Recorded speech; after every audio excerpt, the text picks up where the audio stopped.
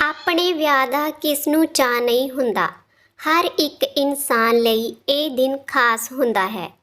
ਮੈਨੂੰ ਵੀ ਬਹੁਤ ਚਾਅ ਸੀ ਕਿਉਂਕਿ ਅੱਜ ਦੇ ਦਿਨ ਮੇਰਾ ਵਿਆਹ ਸੀ। ਅਸੀਂ ਮੇਰੇ ਸਹੁਰੇ ਘਰ ਗਏ। ਮੇਰਾ ਮਨ ਬਹੁਤ ਦੁਖੀ ਹੋਇਆ। ਮੇਰੇ ਘਰ ਵਾਲੀ ਨੇ ਆਪਣਾ ਪੂਰਾ ਚਿਹਰਾ ਢੱਕਿਆ ਹੋਇਆ ਸੀ। ਮੈਨੂੰ ਫੋਟੋਗ੍ਰਾਫਰ ਨੇ ਕਿਹਾ ਆਪਣੀ ਪਤਨੀ ਨੂੰ ਕਹੋ ਆਪਣਾ ਚਿਹਰਾ ਨੰਗਾ ਕਰ ਲਵੇ ਤਾਂ ਜੋ ਫੋਟੋ ਸ਼ੂਟ ਵਧੀਆ ਤਰੀਕੇ ਨਾਲ ਕੀਤਾ ਜਾ ਸਕੇ। ਪਰ ਮੇਰੀ ਪਤਨੀ ਨੇ ਮੇਰੀ ਗੱਲ ਨਹੀਂ ਸੁਣੀ। ਮੇਰੇ ਸਾਰੇ ਦੋਸਤ ਰਿਸ਼ਤੇਦਾਰ ਆਪਸ ਵਿੱਚ ਘੁਸਰ-ਮੁਸਰ ਕਰਨ ਲੱਗੇ। ਸਾਰੇ ਬਹੁਤ ਚਾਵਾਂ ਨਾਲ ਮੇਰੀ ਪਤਨੀ ਦਾ ਚਿਹਰਾ ਦੇਖਣ ਲਈ ਖੜੇ ਸੀ। ਮੈਂ ਆਪਣੀ ਪਤਨੀ ਨੂੰ ਬਾਰ-ਬਾਰ ਆਪਣਾ ਚਿਹਰਾ ਨੰਗਾ ਕਰਨ ਲਈ ਕਹਿ ਰਿਹਾ ਸੀ, ਪਰ ਉਸ ਨੇ ਮੇਰੀ ਇੱਕ ਨਾ ਸੁਣੀ।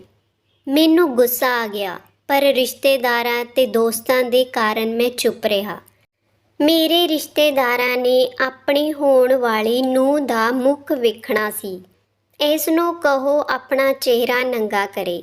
ਫਿਰ ਮੈਂ ਆਪਣੀ ਸੱਸ ਸਹੁਰੇ ਨੂੰ ਕਿਹਾ ਕਿ ਉਹ ਆਪਣੀ ਬੇਟੀ ਨੂੰ ਕਹਿਣ ਚਿਹਰਾ ਨੰਗਾ ਕਰੇ, ਪਰ ਉਹਨਾਂ ਨੇ ਕਿਹਾ ਬੇਟਾ ਤੁਸੀਂ ਫੋਟੋ ਘਰ ਜਾ ਕੇ ਲੈ ਲਿਓ, ਸਾਡੀ ਬੇਟੀ ਆਪਣਾ ਚਿਹਰਾ ਨੰਗਾ ਨਹੀਂ ਕਰੇਗੀ। ਸ਼ਾਮ ਹੋਈ ਤਾਂ ਅਸੀਂ ਡੋਲੀ ਲੈ ਕੇ ਆਪਣੇ ਘਰ ਵਿੱਚ ਗਏ। ਮੈਨੂੰ ਖੁਸ਼ੀ ਨਾਲੋਂ ਜ਼ਿਆਦਾ ਗੁੱਸਾ ਆ ਰਿਹਾ ਸੀ। ਰਿਸ਼ਤੇਦਾਰਾਂ ਨੇ ਮੈਨੂੰ ਕਿਹਾ ਅਸੀਂ ਤੇਰੀ ਪਤਨੀ ਦਾ ਚਿਹਰਾ ਦੇਖਣਾ ਚਾਹੁੰਦੇ ਸੀ। ਉਸ ਨੇ ਆਪਣੇ ਚਿਹਰੇ ਨੂੰ ਇਸ ਤਰ੍ਹਾਂ ਕਿਉਂ ਲੁਕਾ ਕੇ ਰੱਖਿਆ ਸੀ? ਅੱਜ ਕੱਲ੍ਹ ਤਾਂ ਚਿਹਰਾ ਢੱਕਣ ਦਾ ਰਿਵਾਜ ਵੀ ਨਹੀਂ ਹੈ। ਘਰ ਆ ਕੇ ਮੈਂ ਆਪਣੀ ਪਤਨੀ ਨੂੰ ਕਿਹਾ ਉੱਥੇ ਤਾਂ ਤੁਸੀਂ ਆਪਣਾ ਚਿਹਰਾ ਨਹੀਂ ਦਿਖਾਇਆ, ਪਰ ਸਾਡੇ ਘਰ ਵਿੱਚ ਰਿਵਾਜ ਹੈ ਕਿ ਨੂੰਹਾਂ ਆਪਣਾ ਚਿਹਰਾ ਨੰਗਾ ਰੱਖਦੀਆਂ ਨੇ। ਤੁਸੀਂ ਆਪਣਾ ਚਿਹਰਾ ਸਭ ਨੂੰ ਦਿਖਾਓ ਤਾਂ ਜੋ ਰਿਸ਼ਤੇਦਾਰ ਤੁਹਾਨੂੰ ਸ਼ਗਨ ਦੇ ਸਕਣ ਤੇ ਤੁਹਾਨੂੰ ਦੇਖ ਸਕਣ। ਮੇਰੀ ਪਤਨੀ ਨੇ ਮੇਰੀ ਗੱਲ ਮੰਨ ਲਈ ਤੇ ਉਸਨੇ ਰੂਮ ਵਿੱਚ ਜਾ ਕੇ ਆਪਣੇ ਦੁਪੱਟੇ ਨੂੰ ਠੀਕ ਕੀਤਾ ਤੇ ਉਹ ਇੱਕ ਦੁਲਹਨ ਦੇ ਰੂਪ ਵਿੱਚ ਬਾਹਰ ਆਈ। ਮੇਰੀ ਪਤਨੀ ਦਾ ਚੰਨ ਜਿਹਾ ਚਿਹਰਾ ਦੇਖ ਕੇ ਮੈਂ ਤਾਂ ਹੱਕਾ ਬੱਕਾ ਰਹਿ ਗਿਆ। ਰਿਸ਼ਤੇਦਾਰ ਵੀ ਬਹੁਤ ਖੁਸ਼ ਹੋਏ। ਮੇਰੀ ਪਤਨੀ ਬਹੁਤ ਜ਼ਿਆਦਾ ਸੋਹਣੀ ਸੀ। ਆਪਣੀ ਪਤਨੀ ਦਾ ਚਮਕਦਾ ਚਿਹਰਾ ਦੇਖ ਕੇ ਮੇਰਾ ਸਾਰਾ ਗੁੱਸਾ ਛੂ-ਮੰਤਰ ਹੋ ਗਿਆ। ਪਰ ਮੇਰੇ ਕਿਸੇ ਖਾਸ ਰਿਸ਼ਤੇਦਾਰ ਨੇ ਮੇਰੀ ਪਤਨੀ ਬਾਰੇ ਅਜਿਹੀ ਗੱਲ ਕਹੀ ਜੋ ਮੇਰੇ ਤੋਂ ਬਰਦਾਸ਼ਤ ਨਹੀਂ ਹੋਈ। ਮੈਨੂੰ ਇਹ ਸੁਣ ਕੇ ਬਹੁਤ ਗੁੱਸਾ ਆਇਆ, ਪਰ ਮੈਂ ਉਸਦੀ ਗੱਲਬਾਤ ਜ਼ਿਆਦਾ ਧਿਆਨ ਨਾ ਦਿੱਤਾ। ਰਿਸ਼ਤੇਦਾਰ ਸ਼ਗਨ ਪਾ ਕੇ ਆਪੋ ਆਪਣੇ ਘਰੇ ਚਲੇ ਗਏ। ਮੈਂ ਆਪਣੀ ਪਤਨੀ ਕੋਲ ਆਇਆ ਤੇ ਉਸਨੂੰ ਗੌਰ ਨਾਲ ਦੇਖਣ ਲੱਗਿਆ। ਮੇਰੀ ਪਤਨੀ ਨੇ ਸ਼ਰਮਾਉਂਦੇ ਹੋਏ ਮੇਰੇ ਵੱਲ ਦੇਖਿਆ ਤੇ ਕਿਹਾ ਕਿ ਮੈਨੂੰ ਮਾਫ਼ ਕਰ ਦਿਓ, ਮੈਂ ਤੁਹਾਡਾ ਦਿਲ ਦੁਖੀ ਕੀਤਾ ਸੀ। ਮੈਂ ਤੁਹਾਡੇ ਕਹਿਣ ਤੇ ਆਪਣਾ ਚਿਹਰਾ ਨੰਗਾ ਨਹੀਂ ਕੀਤਾ, ਤੁਸੀਂ ਮੈਨੂੰ ਮਾਫ਼ ਕਰੋਗੇ? ਮੈਂ ਕਿਹਾ ਕੋਈ ਗੱਲ ਨਹੀਂ। ਉਸ ਤੋਂ ਬਾਅਦ ਮੇਰੀ ਪਤਨੀ ਨੇ ਕਿਹਾ ਕਿ ਮੈਨੂੰ ਤੁਹਾਡੇ ਨਾਲ ਵਿਆਹ ਕਰਵਾ ਕੇ ਬਹੁਤ ਜ਼ਿਆਦਾ ਖੁਸ਼ੀ ਹੋਈ। ਕਿਸੇ ਵੀ ਖੁਸ਼ੀ ਦੇ ਕੰਮ ਦੀ ਸ਼ੁਰੂਆਤ ਰੱਬ ਦੇ ਨਾਮ ਤੋਂ ਕਰਨੀ ਚਾਹੀਦੀ ਹੈ। ਮੈਂ ਪਾਠ ਕਰਨਾ ਚਾਹੁੰਦੀ ਹਾਂ, ਜੇ ਤੁਹਾਨੂੰ ਕੋਈ ਇਤਰਾਜ਼ ਨਾ ਹੋਵੇ ਤਾਂ ਕੀ ਮੈਂ ਆਪਣਾ ਪਹਿਰਾਵਾ ਬਦਲ ਕੇ ਪਾਠ ਕਰ ਸਕਦੀ ਹਾਂ?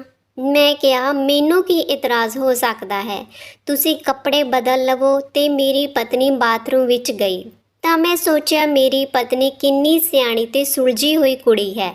ਉਹ ਧਾਰਮਿਕ ਵਿਚਾਰਾਂ ਵਾਲੀ ਕੁੜੀ ਹੈ, ਉਹ ਮੇਰੀ ਇੱਜ਼ਤ ਕਰਦੀ ਹੈ। ਪਰ ਮੈਂ ਵਿਆਹ ਵਾਲੇ ਦਿਨ ਹੀ ਉਸ ਉੱਤੇ ਬਿਨਾਂ ਗੱਲੋਂ ਗੁੱਸਾ ਕਰ ਬੈਠਿਆ। ਪਰ ਰਿਸ਼ਤੇਦਾਰ ਦੀ ਕਹੀ ਗੱਲ ਮੇਰੇ ਦਿਮਾਗ ਵਿੱਚ ਬਾਰ-ਬਾਰ ਘੁੰਮ ਰਹੀ ਸੀ। ਅਸੀਂ ਨਵੀਂ ਜ਼ਿੰਦਗੀ ਦੀ ਸ਼ੁਰੂਆਤ ਕੀਤੀ। ਮੇਰੀ ਪਤਨੀ ਜਲਦੀ ਸਾਰੇ ਪਰਿਵਾਰ ਵਿੱਚ ਘੁਲ ਮਿਲ ਗਈ। ਮੇਰਾ ਬਹੁਤ ਖਿਆਲ ਰੱਖਦੀ ਸੀ। ਸਾਡੇ ਵਿਆਹ ਨੂੰ 1 ਮਹੀਨਾ ਹੋ ਗਿਆ ਸੀ, ਪਰ ਉਹ ਮੇਰੇ ਤੋਂ ਬਿਨਾਂ ਇੱਕ ਦਿਨ ਵੀ ਨਹੀਂ ਰਹੀ। ਉਹ ਆਪਣੇ ਪੇਕੇ ਘਰ ਵੀ ਮੇਰੇ ਨਾਲ ਹੀ ਗਈ ਤੇ ਸ਼ਾਮ ਨੂੰ ਮੇਰੇ ਨਾਲ ਹੀ ਵਾਪਸ ਆ ਜਾਂਦੀ। ਅਗਲੇ ਮਹੀਨੇ ਮੇਰੇ ਦੋਸਤਾਂ ਨੇ ਬਾਹਰ ਘੁੰਮਣ ਦਾ ਪ੍ਰੋਗਰਾਮ ਬਣਾਇਆ। ਮੈਂ ਆਪਣੀ ਪਤਨੀ ਨੂੰ ਆਪਣੇ ਕੱਪੜੇ ਪੈਕ ਕਰਨ ਲਈ ਕਿਹਾ ਤੇ ਕਿਹਾ ਕਿ ਮੈਂ ਆਪਣੇ ਦੋਸਤਾਂ ਨਾਲ ਘੁੰਮਣ ਜਾ ਰਿਹਾ ਹਾਂ। ਮੈਂ 2 ਦਿਨ ਲਈ ਜਾ ਰਿਹਾ ਹਾਂ। ਮੇਰੇ ਘਰੋਂ ਬਾਹਰ ਜਾਣ ਦੀ ਗੱਲ ਸੁਣ ਕੇ ਉਹ ਬਹੁਤ ਉਦਾਸ ਹੋ ਗਈ ਤੇ ਕਹਿਣ ਲੱਗੀ ਕਿ ਮੈਂ ਤੁਹਾਡੇ ਬਿਨਾਂ 2 ਦਿਨ ਇਕੱਲੀ ਕਿਵੇਂ ਰਹਾਂਗੀ? ਮੈਂ ਉਸ ਨੂੰ ਕਿਹਾ ਕਿ ਘਰ ਵਿੱਚ ਮੰਮੀ ਪਾਪਾ ਤੇ ਛੋਟੀ ਭੈਣ ਹੈ, ਬਸ ਮੈਂ 2 ਦਿਨ ਬਾਅਦ ਘਰ ਆ ਹੀ ਜਾਣਾ ਹੈ। ਦੂਸਰੇ ਦਿਨ ਅਸੀਂ ਸਾਰੇ ਦੋਸਤ ਜਲਦੀ ਘਰੋਂ ਨਿਕਲ ਗਏ। ਸਵੇਰ ਦੇ ਅਸੀਂ ਦੁਪਹਿਰ ਤੱਕ ਆਪਣੇ ਘੁੰਮਣ ਵਾਲੇ ਜਗ੍ਹਾ 'ਤੇ ਪਹੁੰਚ ਗਏ।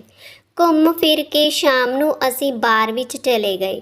ਮੈਂ ਆਪਣੇ ਦੋਸਤਾਂ ਨੂੰ ਬਹੁਤ ਮਨਾ ਕੀਤਾ ਕਿ ਮੈਂ ਬਾਰ ਵਿੱਚ ਨਹੀਂ ਜਾਣਾ, ਪਰ ਉਹ ਮੈਨੂੰ ਨਾਲ ਲੈ ਗਏ। ਭਾਵੇਂ ਉਹਨਾਂ ਨਾਲ ਤਾਂ ਚਲਾ ਗਿਆ, ਪਰ ਮੈਨੂੰ ਆਪਣੀ ਪਤਨੀ ਦੀ ਬਹੁਤ ਯਾਦ ਆ ਰਹੀ ਸੀ। ਉਸ ਦਾ ਸੁੰਦਰ ਤੇ ਮਾਸੂਮ ਚਿਹਰਾ ਵਾਰ-ਵਾਰ ਮੇਰੀਆਂ ਅੱਖਾਂ ਦੇ ਸਾਹਮਣੇ ਆ ਰਿਹਾ ਸੀ। ਮੇਰੇ ਦੋਸਤਾਂ ਨੇ ਸ਼ਰਾਬ ਪੀਤੀ ਤੇ ਬਹੁਤ ਇੰਜੋਏ ਕੀਤਾ। ਮੈਂ ਇੱਕ ਸਾਈਡ ਤੇ ਕੁਰਸੀ ਤੇ ਬੈਠਾ ਰਿਹਾ, ਉਹਨਾਂ ਨੂੰ ਦੇਖਦਾ ਰਿਹਾ। ਐਨੇ ਨੂੰ ਇੱਕ ਸੋਹਣੀ ਕੁੜੀ ਨੱਚਦੀ ਹੋਈ ਮੇਰੇ ਵੱਲ ਆਈ। ਭਾਵੇਂ ਉਸ ਦਾ ਚਿਹਰਾ ਇੱਕ ਜਾਲੀਦਾਰ ਕੱਪੜੇ ਨਾਲ ਢਕਿਆ ਹੋਇਆ ਸੀ, ਪਰ ਫਿਰ ਵੀ ਉਸ ਦੇ ਨੈਣ ਨਕਸ਼ ਸਾਫ਼ ਦਿਖ ਰਹੇ ਸੀ। ਜਦੋਂ ਉਹ ਮੇਰੇ ਸਾਹਮਣੇ ਆਈ, ਉਸ ਦਾ ਚਿਹਰਾ ਦੇਖ ਕੇ ਮੇਰੇ ਤਾਂ ਹੋਸ਼ ਉੱਡ ਗਏ। ਉਹ ਕੋਈ ਹੋਰ ਔਰਤ ਨਹੀਂ ਬਲਕਿ ਮੇਰੀ ਪਤਨੀ ਹੀ ਸੀ। ਉਸ ਦਾ ਚਿਹਰਾ ਦੇਖ ਕੇ ਮੈਨੂੰ ਬਹੁਤ ਗੁੱਸਾ ਆਇਆ। ਮੇਰਾ ਸਰੀਰ ਥਰ-ਥਰ ਕੰਬਣ ਲੱਗਿਆ। ਮੈਂ ਚੁੱਪਚਾਪ ਉੱਠਿਆ, ਉੱਥੋਂ ਆਪਣੀ ਕਾਰ ਲੈ ਕੇ ਵਾਪਸ ਗਿਆ। ਮੈਂ ਆਪਣੇ ਵਾਪਸ ਆਉਣ ਬਾਰੇ ਆਪਣੇ ਦੋਸਤਾਂ ਨੂੰ ਵੀ ਨਹੀਂ ਦੱਸਿਆ। ਮੈਂ ਕਾਹਲੀ ਨਾਲ ਵਾਪਸ ਆਪਣੇ ਘਰ ਆਇਆ। ਵਿਆਹ ਵਾਲੇ ਦਿਨ ਰਿਸ਼ਤੇਦਾਰ ਦੀ ਕਹੀ ਗੱਲ ਸੱਚ ਹੋਈ ਲੱਗ ਰਹੀ ਸੀ। ਜਦੋਂ ਮੈਂ ਘਰ ਆਇਆ ਤਾਂ ਮੇਰੀ ਮਾਂ ਰਸੋਈ ਵਿੱਚ ਕੰਮ ਕਰ ਰਹੀ ਸੀ। ਮੈਂ ਸਾਹਮਣੇ ਨਿਗਾਹ ਮਾਰੀ ਤਾਂ ਮੇਰੀ ਪਤਨੀ ਵਰਾਂਡੇ ਵਿੱਚ ਬੈਠੀ ਟੀਵੀ ਦੇਖ ਰਹੀ ਸੀ। ਮੈਂ ਸਿੱਧਾ ਉਸ ਕੋਲ ਗਿਆ, ਜਾ ਕੇ ਉਸ ਦੇ ਇੱਕ ਥੱਪੜ ਜੜ ਦਿੱਤਾ। ਉਸ ਨੇ ਬਹੁਤ ਹੈਰਾਨੀ ਨਾਲ ਮੇਰੇ ਵੱਲ ਦੇਖਿਆ ਤੇ ਰੋਂਦੇ ਹੋਏ ਕਹਿਣ ਲੱਗੀ, ਕੀ ਗੱਲ ਹੋ ਗਈ? ਤੁਸੀਂ ਗੁੱਸੇ ਵਿੱਚ ਕਿਉਂ ਹੋ? ਮੈਂ ਅਜਿਹਾ ਕੀ ਕਰ ਦਿੱਤਾ ਕਿ ਤੁਸੀਂ ਬਿਨਾਂ ਪੁੱਛੇ ਮੇਰੇ ਥੱਪੜ ਮਾਰ ਦਿੱਤਾ? ਮੈਂ ਗੁੱਸੇ ਵਿੱਚ ਕਿਹਾ, ਸਭ ਕੁਝ ਤਾਂ ਜਾਣਦੀ ਹਾਂ, ਪੁੱਛ ਮੈਨੂੰ ਰਹੀ ਹਾਂ ਕੀ ਗਲਤੀ ਕੀਤੀ। ਜਾਣ ਬੁੱਝ ਕੇ ਅਣਜਾਣ ਤੇ ਭੋਲੀ ਬਣਨ ਦਾ ਨਾਟਕ ਨਾ ਕਰ। ਮੈਨੂੰ ਤੇਰੇ ਬਾਰੇ ਸਭ ਕੁਝ ਪਤਾ ਲੱਗ ਚੁੱਕਿਆ ਹੈ। ਮੇਰੇ ਇਸ ਤਰ੍ਹਾਂ ਚੀਕਣ ਦੀ ਆਵਾਜ਼ ਸੁਣ ਕੇ ਮੇਰੀ ਮਾਂ ਭੱਜੀ ਆਈ। ਉਸ ਨੇ ਕਿਹਾ, ਪੁੱਤ ਤੂੰ ਕਦੋਂ ਆਇਆ ਤੇ ਤੈਨੂੰ ਕੀ ਹੋ ਗਿਆ? ਤੂੰ ਬਹੂ ਰਾਣੀ ਤੇ ਇੰਨਾ ਗੁੱਸਾ ਕਿਉਂ ਕਰ ਰਿਹਾ? ਮੈਂ ਆਪਣੀ ਮਾਂ ਨੂੰ ਇੱਕ ਸਾਈਡ ਤੇ ਲਿਜਾ ਕੇ ਗੁੱਸੇ ਵਿੱਚ ਸਾਰਾ ਕੁਝ ਦੱਸ ਦਿੱਤਾ। ਮਾਂ ਨੇ ਕਿਹਾ, ਪੁੱਤ ਜ਼ਰੂਰ ਤੈਨੂੰ ਕੋਈ ਗਲਤਫਹਿਮੀ ਹੋਈ ਆ। ਜਦੋਂ ਦਾ ਤੂੰ ਗਿਆ, ਨੂੰਹ ਰਾਣੀ ਤਾਂ ਮੇਰੇ ਕੋਲ ਹੀ ਆ, ਇਹ ਤਾਂ ਘਰੋਂ ਬਾਹਰ ਗਈ ਹੀ ਨਹੀਂ। ਮੈਨੂੰ ਸਮਝ ਨਹੀਂ ਆ ਰਹੀ ਸੀ ਕਿ ਇਹ ਸਭ ਕੁਝ ਕੀ ਹੋ ਰਿਹਾ ਹੈ। ਮੈਂ ਆਪਣੀ ਮਾਂ ਨੂੰ ਕਿਹਾ, ਮੇਰੀਆਂ ਅੱਖਾਂ ਧੋਖਾ ਕਿਵੇਂ ਖਾ ਸਕਦੀਆਂ ਨੇ? ਮੈਂ ਸੱਚਮੁੱਚ ਇਸ ਨੂੰ ਦੇਖਿਆ ਹੈ, ਡਾਂਸ ਕਰਦੀ ਨੂੰ। ਮੇਰੀ ਮਾਂ ਮੇਰੀ ਗੱਲ ਸੁਣਨ ਨੂੰ ਬਿਲਕੁਲ ਤਿਆਰ ਨਹੀਂ ਸੀ। ਮੈਂ ਉਸ ਵੱਲ ਕੋਈ ਧਿਆਨ ਨਾ ਦਿੱਤਾ। ਉਹ ਬੇਵਸ ਨਿਗਾਹ ਨਾਲ ਮੇਰੇ ਵੱਲ ਦੇਖੀ ਜਾ ਰਹੀ ਸੀ। 2 ਦਿਨ ਲੰਘ ਗਏ। ਮੈਂ ਆਪਣੀ ਪਤਨੀ ਨੂੰ ਬਿਲਕੁਲ ਵੀ ਨਹੀਂ ਬੁਲਾਇਆ। ਮੇਰੀ ਮਾਂ ਨੇ ਮੈਨੂੰ ਬਾਰ-ਬਾਰ ਇਹੋ ਗੱਲ ਸਮਝਾਉਣ ਦੀ ਕੋਸ਼ਿਸ਼ ਕੀਤੀ। 2 ਦਿਨ ਬਾਅਦ ਮੇਰੇ ਦੋਸਤ ਦਾ ਫੋਨ ਆਇਆ। ਉਸਨੇ ਮੈਨੂੰ ਕਿਹਾ, ਯਾਰ ਜਦੋਂ ਦਾ ਤੂੰ ਸਾਨੂੰ ਬਿਨਾਂ ਦੱਸੇ ਟੂਰ ਤੋਂ ਵਾਪਸ ਆਇਆ, ਨਾ ਤੇਰਾ ਫੋਨ ਲੱਗਾ ਤੇ ਨਾ ਹੀ ਤੂੰ ਫੋਨ ਕੀਤਾ। ਅਸੀਂ ਆਂਟੀ ਨੂੰ ਫੋਨ ਕਰਕੇ ਪੁੱਛ ਲਿਆ ਕਿ ਤੂੰ ਘਰ ਗਿਆ ਕਿ ਨਹੀਂ, ਤਾਂ ਸਾਨੂੰ ਤੇਰੀ ਬਹੁਤ ਚਿੰਤਾ ਹੋ ਰਹੀ ਸੀ। ਉਸਨੇ ਮੈਨੂੰ ਪੁੱਛਿਆ, ਤੈਨੂੰ ਕੋਈ ਪਰੇਸ਼ਾਨੀ ਹੈ? ਦੇਖ ਯਾਰ, ਜੇ ਤਾਂ ਕੋਈ ਪਰੇਸ਼ਾਨੀ ਹੈ ਤੂੰ ਮੇਰੇ ਨਾਲ ਸਾਂਝੀ ਕਰ ਸਕਦਾ ਹੈ। ਉਹ ਮੇਰਾ ਸਭ ਤੋਂ ਕਰੀਬੀ ਦੋਸਤ ਸੀ। ਮੈਂ ਸੋਚ ਲਿਆ ਸੀ ਕਿ ਮੈਂ ਆਪਣੇ ਇਸ ਦੋਸਤ ਨਾਲ ਗੱਲ ਸ਼ੇਅਰ ਕਰ ਲਵਾਂ। ਮੈਂ ਉਸ ਨੂੰ ਕਿਹਾ ਕਿ ਮੈਂ ਤੈਨੂੰ ਮਿਲਣ ਆਉਂਦਾ ਹਾਂ। ਮੈਂ ਉਸ ਕੋਲ ਗਿਆ, ਉਸ ਨੂੰ ਸਾਰੀ ਗੱਲ ਦੱਸੀ। ਉਹ ਵੀ ਮੇਰੀ ਗੱਲ ਮੰਨਣ ਨੂੰ ਤਿਆਰ ਨਹੀਂ ਸੀ। ਉਹਨੇ ਮੈਨੂੰ ਕਿਹਾ ਕਿ ਦੇਖ, ਜੇ ਜ਼ਿਆਦਾ ਹੀ ਵਹਿਮ ਹਾਂ ਤਾਂ ਆਪਾਂ ਵਾਪਸ ਉਸ ਜਗ੍ਹਾ ਤੇ ਚੱਲਦੇ ਹਾਂ। ਮੈਨੂੰ ਉਸ ਦੀ ਗੱਲ ਠੀਕ ਲੱਗੀ। ਅਸੀਂ ਉਸੇ ਟਾਈਮ ਕਾਰ ਲੈ ਕੇ ਉਸੇ ਜਗ੍ਹਾ ਤੇ ਪਹੁੰਚ ਗਏ। ਮੇਰਾ ਮਨ ਬਹੁਤ ਘਬਰਾ ਰਿਹਾ ਸੀ। ਜਦੋਂ ਅਸੀਂ ਉੱਥੇ ਪਹੁੰਚੇ ਤਾਂ ਉਸ ਬਾਰ ਦੇ ਮਾਲਕ ਨਾਲ ਗੱਲ ਕੀਤੀ ਤਾਂ ਉਹ ਕਹਿੰਦਾ, ਉਸ ਕੁੜੀ ਦੀ ਕੀਮਤ ਬਹੁਤ ਜ਼ਿਆਦਾ ਹੈ। ਜੇ ਤੁਸੀਂ ਲਗਾ ਸਕਦੇ ਹੋ ਤਾਂ ਮੈਂ ਉਸ ਨੂੰ ਬੁਲਾ ਲੈਂਦਾ ਹਾਂ। ਉਸ ਦੀਆਂ ਗੱਲਾਂ ਸੁਣ ਕੇ ਮੈਨੂੰ ਬਹੁਤ ਗੁੱਸਾ ਚੜ੍ਹ ਰਿਹਾ ਸੀ, ਪਰ ਮੈਂ ਸਾਰਾ ਗੁੱਸਾ ਅੰਦਰ ਹੀ ਪੀ ਲਿਆ। ਅਸੀਂ ਉਸ ਨੂੰ ਕਿਹਾ ਕਿ ਤੁਸੀਂ ਉਸ ਕੁੜੀ ਨੂੰ ਬੁਲਾਓ ਤਾਂ ਸਹੀ। ਜਦੋਂ ਉਹ ਕੁੜੀ ਸਾਡੇ ਸਾਹਮਣੇ ਆਈ ਤਾਂ ਮੇਰੇ ਦੋਸਤ ਦੀ ਵੀ ਹੈਰਾਨੀ ਦੀ ਕੋਈ ਹੱਦ ਨਾ ਰਹੀ। ਅਸੀਂ ਉਸ ਕੁੜੀ ਨੂੰ ਬੈਠ ਕੇ ਗੱਲ ਕਰਨ ਲਈ ਕਿਹਾ। ਜਦੋਂ ਮੈਂ ਉਸਨੂੰ ਉਸਦਾ ਨਾਮ ਪੁੱਛਿਆ ਤਾਂ ਉਹ ਸਮਝ ਗਈ ਕਿ ਮੈਂ ਕੌਣ ਹਾਂ। ਉਸਨੇ ਮੈਨੂੰ ਕਿਹਾ ਕਿ ਤੁਸੀਂ ਰਾਧਾ ਦੇ ਪਤੀ ਹੋ। ਉਸਦੀ ਗੱਲ ਸੁਣ ਕੇ ਮੈਂ ਹੋਰ ਵੀ ਹੈਰਾਨ ਹੋ ਗਿਆ। ਉਸਨੇ ਮੇਰੀ ਸੁਣੀ ਤੇ ਆਪ ਬੋਲਣਾ ਸ਼ੁਰੂ ਕਰ ਦਿੱਤਾ। ਅਸੀਂ 3 ਭੈਣਾਂ ਹਾਂ, ਜਿਸ ਵਿੱਚੋਂ ਮੈਂ ਤੇ ਰਾਧਾ ਜੁੜਵਾ ਹਾਂ। ਜਦੋਂ ਤੁਸੀਂ ਮੈਨੂੰ ਦੇਖਿਆ ਤਾਂ ਜ਼ਰੂਰ ਮੈਂ ਤੁਹਾਨੂੰ ਰਾਧਾ ਲੱਗੀ ਹੋਵਾਂਗੀ। ਮੈਨੂੰ ਕੱਲ੍ਹ ਹੀ ਰਾਧਾ ਨੇ ਫੋਨ ਕਰਕੇ ਸਾਰੀ ਸੱਚਾਈ ਦੱਸ ਦਿੱਤੀ ਸੀ, ਪਰ ਰਾਧਾ ਨੇ ਤਾਂ ਮੈਨੂੰ ਆਪਣੀ ਜੁੜਵਾ ਭੈਣ ਬਾਰੇ ਕਦੇ ਦੱਸਿਆ ਹੀ ਨਹੀਂ। ਮੈਂ ਉਸਨੂੰ ਪੁੱਛਿਆ ਤਾਂ ਉਹ ਕਹਿਣ ਲੱਗੀ ਕਿ ਰਾਧਾ ਤੁਹਾਨੂੰ ਕੀ ਦੱਸਦੀ। ਮੇਰੇ ਪਰਿਵਾਰ ਨੇ ਤਾਂ ਮੈਨੂੰ ਬਹੁਤ ਸਮਾਂ ਪਹਿਲਾਂ ਤਿਆਗ ਦਿੱਤਾ ਸੀ। ਕਦੇ ਕਦਾਈ ਮੈਂ ਆਪਣੀ ਭੈਣ ਨਾਲ ਹੀ ਗੱਲ ਕਰ ਲੈਂਦੀ ਹਾਂ। ਗੱਲ ਅੱਜ ਤੋਂ 4 ਸਾਲ ਪਹਿਲਾਂ ਦੀ ਹੈ। ਮੈਂ ਆਪਣੀ ਪਸੰਦ ਦੇ ਮੁੰਡੇ ਨਾਲ ਵਿਆਹ ਕਰਵਾਉਣਾ ਚਾਹੁੰਦੀ ਸੀ, ਪਰ ਮੇਰੇ ਡੈਡੀ ਉਸ ਰਿਸ਼ਤੇ ਲਈ ਨਹੀਂ ਮੰਨੇ। ਫਿਰ ਉਸ ਮੁੰਡੇ ਨਾਲ ਮੈਂ ਵਿਆਹ ਕਰਵਾ ਲਿਆ। ਅਸੀਂ ਇੱਥੇ ਆ ਗਏ, ਪਰ ਉਸ ਮੁੰਡੇ ਨੇ ਮੈਨੂੰ ਧੋਖਾ ਦੇ ਦਿੱਤਾ ਤੇ ਉਸਨੇ ਮੈਨੂੰ ਇਸ ਨਰਕ ਭਰੀ ਜ਼ਿੰਦਗੀ ਵਿੱਚ ਸੁੱਟ ਦਿੱਤਾ। ਮੈਂ ਬਹੁਤ ਵਾਰ ਇੱਥੋਂ ਭੱਜਣ ਦੀ ਕੋਸ਼ਿਸ਼ ਕੀਤੀ, ਪਰ ਕਦੇ ਵੀ ਸਫਲ ਨਾ ਹੋ ਸਕੀ। ਹੁਣ ਮੈਂ ਇਸ ਨਰਕ ਨੂੰ ਹੀ ਆਪਣੀ ਜ਼ਿੰਦਗੀ ਸਮਝ ਕੇ ਜੀ ਰਹੀ ਹਾਂ। ਵਿਆਹ ਤੋਂ ਪਹਿਲਾਂ ਰਾਧਾ ਭੈਣ ਨੇ ਮੈਨੂੰ ਫੋਨ ਕੀਤਾ ਸੀ ਤੇ ਤੁਹਾਡੇ ਵਿਆਹ ਬਾਰੇ ਵੀ ਦੱਸਿਆ ਸੀ। ਵਿਆਹ ਦੇ ਸਮੇਂ ਉਸ ਨੇ ਇਸ ਕਰਕੇ ਮੂੰਹ ਲੁਕਾ ਕੇ ਰੱਖਿਆ ਸੀ ਕਿ ਕਿਤੇ ਕਿਸੇ ਨੂੰ ਮੇਰਾ ਭੁਲੇਖਾ ਨਾ ਪੈ ਜਾਵੇ। ਉਹ ਬੋਲ ਰਹੀ ਸੀ ਤੇ ਮੈਂ ਚੁੱਪਚਾਪ ਬੈਠਾ ਉਸ ਦੀਆਂ ਗੱਲਾਂ ਸੁਣੀ ਜਾ ਰਿਹਾ ਸੀ।